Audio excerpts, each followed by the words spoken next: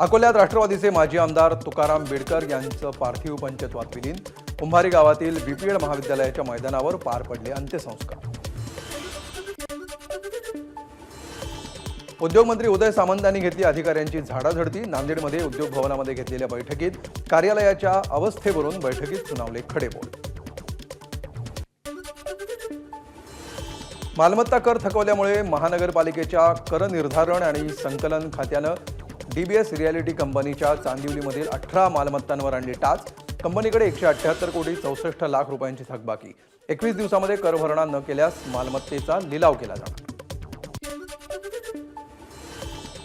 तुळजापूरच्या भवानी मातेचे मंदिर राज्य संरक्षित इमारत म्हणून घोषित। मंदिराच्या स्ट्रक्चरल ऑडिटचा रिपोर्ट समोर, त्यानुसार पुढील कामाची दिशा निश्चित होणार। शिर्डीतील दुहेरी हत्याकांडानंतर पोलिसांसह नगरपालिका ॲक्शन मोडवर। शिर्डीतील बेकायदेशीर अतिक्रमणावर पालिकेकडून बुलडोझर। साताऱ्यातील छत्रपती शिवाजी महाराज संग्रहालयामध्ये शाहू महाराजांचा बिचवा आणि शिवकालीन एकेरी वाघनखं पाहता येणार।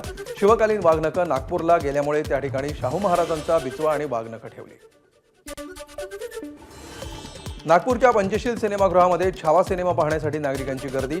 संभाजी महाराजांची वेशभूषा साकारून घोड्यावर स्वार होत एक तरुण सिनेमा पाहण्यासाठी दाखल।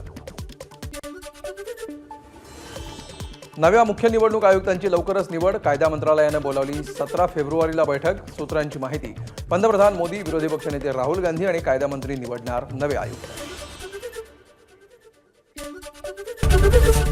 एबीपी माझा, उघडा डोळे बघा नीट।